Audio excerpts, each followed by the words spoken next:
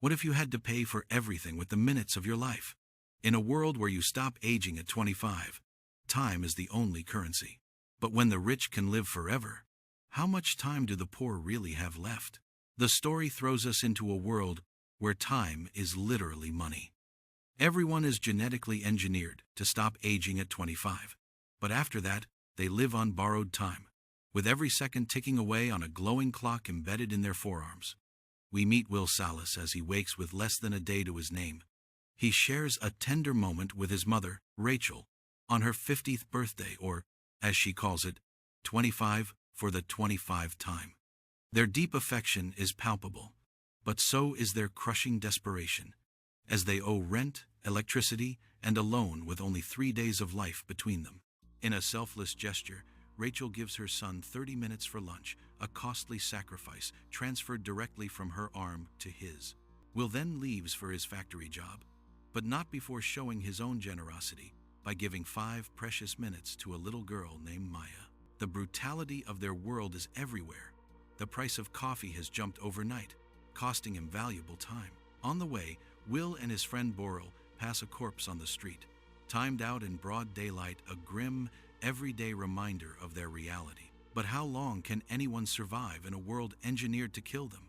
The day only gets worse when Will discovers his pay has been gutted because the factory quota was raised without warning.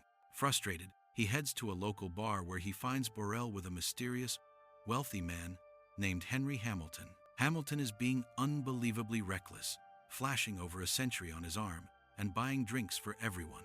Will warns him that he's painting a target on his back, but his warning comes too late. A gang of time thieves called the Minutemen, led by the menacing Fortis, walks in, their predatory intentions hanging in the air. Fortis wants one thing: Hamilton's time.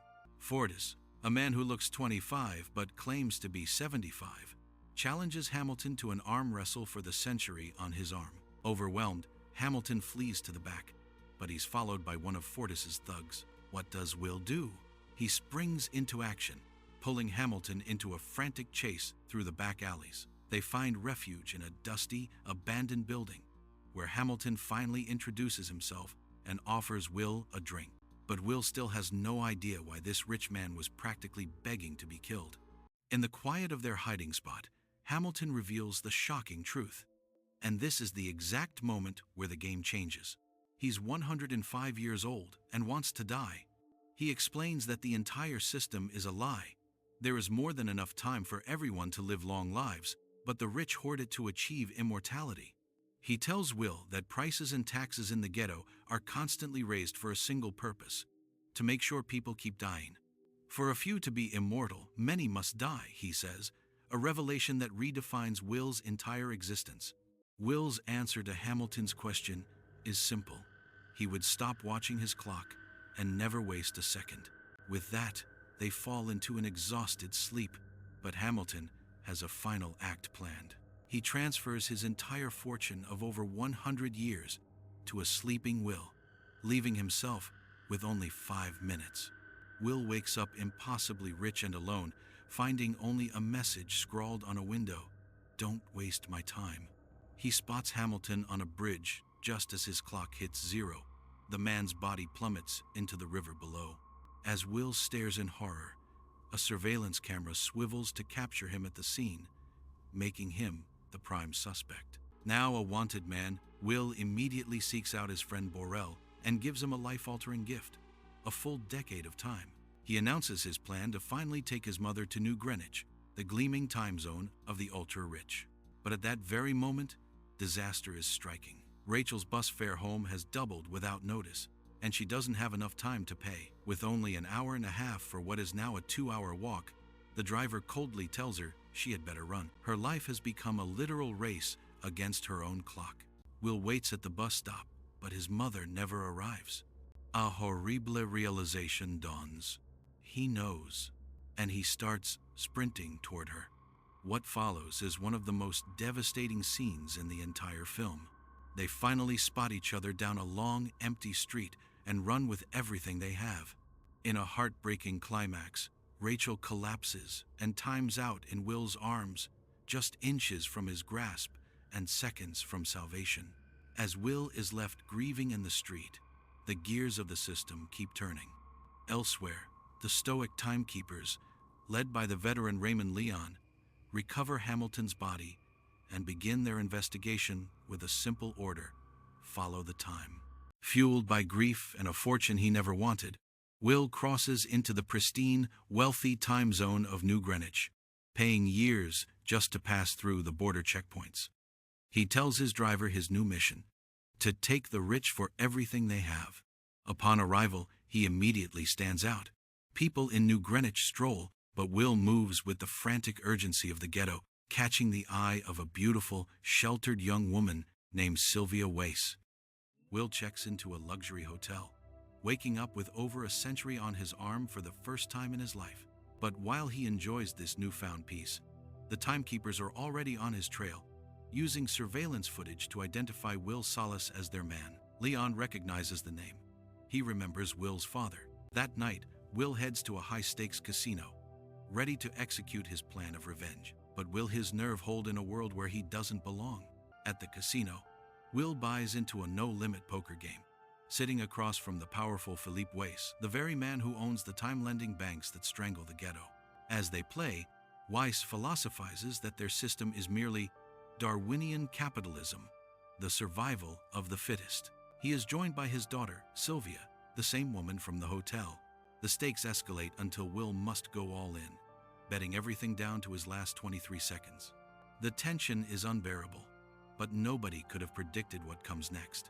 With his life on the line, Will wins the hand with a straight, taking over 100 years from a stunned Philippe Weiss. Weiss, though shaken, invites Will to a party at their mansion, where he is introduced to Sylvia. Will uses his winnings to buy a classic sports car for 59 years, something the salesman assumed he would only display, not actually drive. He arrives at the lavish party, a man from the ghetto now walking among the immortals. He is playing a dangerous game, but for now, he holds all the cards. At the party, Will feels like an outsider, even sniffing the caviar with suspicion. Sylvia approaches him, intrigued by his intensity and the fact that he runs something no one in New Greenwich does. She confides that she feels trapped, lamenting that the rich don't truly live because they're too afraid of dying. Spontaneously, Will leads her to a private beach, where he strips down and jumps into the ocean, urging her to do something foolish for once. She joins him, and they share a charged moment, their glowing clocks illuminating the darkness. Their swim is cut short by Sylvia's father. Back at the party, just as Weiss prepares for another poker game, the timekeepers arrive in force. Raymond Leon confronts Will, uninterested in justice, and concerned only with the 1,000 years now in the wrong hands. They confiscate all but 2 hours of Will's time, arresting him for the murder of Henry Hamilton. In a stunning reveal, Leon admits he knew Will's father, who spoke of justice in the very same way. Will refuses to go down without a fight. He grabs a gun, overpowers his captors, and takes Sylvia hostage, using her as a human shield to escape the mansion. He steals his sports car back, and a wild chase ensues, with Leon in hot pursuit.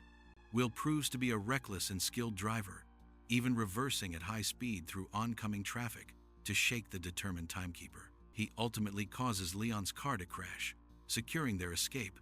But now he's a kidnapper on the run with a hostage who may not be on his side. Hiding under an overpass, Will demands time from Sylvia, who now believes he is nothing more than a common ghetto thief. Their escape takes a disastrous turn when they drive over a spike strip laid by Fortis and the Minutemen. The car crashes, knocking them unconscious. Fortis's gang steals nearly all their time, leaving Sylvia with a half hour and Will with mere minutes. They are now both broke and stranded, forced to run for their lives in the very zone Will fought so hard to escape. Desperate, Will leads Sylvia to Borel's apartment, only to receive crushing news from his widow, Greta. Borel drank himself to death, unable to handle the decade Will had given him. With only minutes left on both their clocks, Will spots Sylvia's diamond earrings as their last hope. They race to a pawn shop just as it's closing, trading the earrings for a measly 2 days of time, just seconds before their clocks run out. Now fugitives together, they have no choice but to rely on each other to survive. With a little breathing room, Will calls Sylvia's father, demanding a ransom of 10 years to be distributed to the poor in Dayton. Timekeeper Leon, who is with Philippe, dismisses the demand and warns Will not to make his father's same mistakes. Will and Sylvia take refuge in his mother's old apartment, where he teaches her the arm wrestling trick his father used to win, letting his clock run dangerously low to make his opponent drop their guard.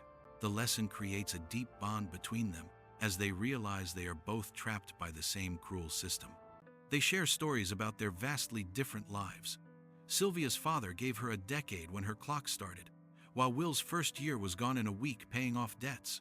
The next morning, they watch from the window as the local time machine is unable to open. Philippe never paid the ransom. Will decides to let her go, but just as they share a passionate kiss, timekeeper Leon appears. In a shocking move, Sylvia shoots him to save Will. Now, put yourself in her shoes. She is no longer a hostage. She is a rebel. Sylvia's shot isn't fatal, but it allows them to escape in Leon's cruiser.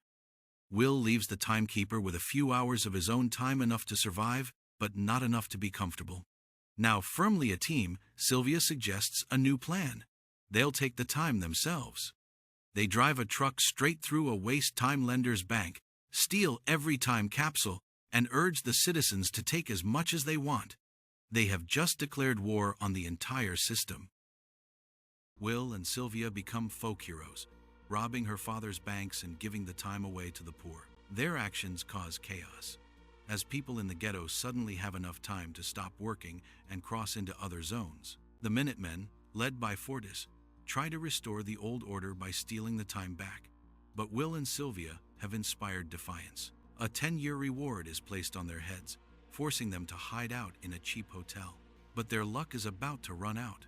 Fortis gets a tip and closes in, ready for a final showdown. Fortis corners the couple, forcing Will into an arm wrestling match to the death. Using his father's old trick, Will lets his clock tick down to mere seconds, distracting Fortis at the decisive moment. Will turns the tables, drains all of Fortis's time, and shoots the remaining Minutemen, escaping with Sylvia.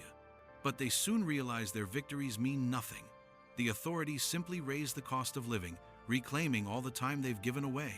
They need a bigger target, something that would crash the system itself. 1,000,000 years. Sylvia concocts a daring plan for a fake surrender, creating a distraction that allows a disguised Will to get close to Philippe Weiss. They take him hostage and force him to open his personal vault, which contains his first 1,000,000 years in a single capsule. Philippe warns them that this act will cripple the system, but that is precisely their goal. They lock him in his office, destroy the keypad, and escape with the ultimate prize, ready to change the world. With 1,000,000 years in their possession, Will and Sylvia race towards Dayton with timekeeper Leon in hot pursuit. Leon, realizing the stakes, gets authorization to shoot on sight, even in New Greenwich. The fugitives crash through the time zone barricade amidst a hail of gunfire, but Leon stays right on their tail. Just 1 block from the mission, Leon T-bones their car, ending the chase in a cloud of smoke and twisted metal. The final confrontation has arrived. Will climbs from the wreckage and gives the 1,000,000-year capsule to Maya, telling her to run. He and Sylvia now have to escape Leon on foot, but their own clocks are dangerously low. The chase leads them out of the city, where Leon finally corners them. In a shocking twist of fate, Leon realizes he forgot to collect his daily time allotment, and he times out right in front of them, killed by the very system he dedicated his life to upholding. But now, Will and Sylvia face the same fate, stranded with less than a minute each and miles from help. Suddenly, Will remembers Leon's abandoned cruiser at the top of the hill. In a desperate final race, he sprints toward the car while Sylvia runs toward him, their lives measured in seconds. In a scene that mirrors his mother's death, Will reaches the cruiser just in time to transfer a day's worth of time. He races back and catches Sylvia just as she collapses, her clock having hit 0 a split second before. With the system in chaos and the authorities searching for them, they set their sights on an even bigger bank. Their fight is far from over.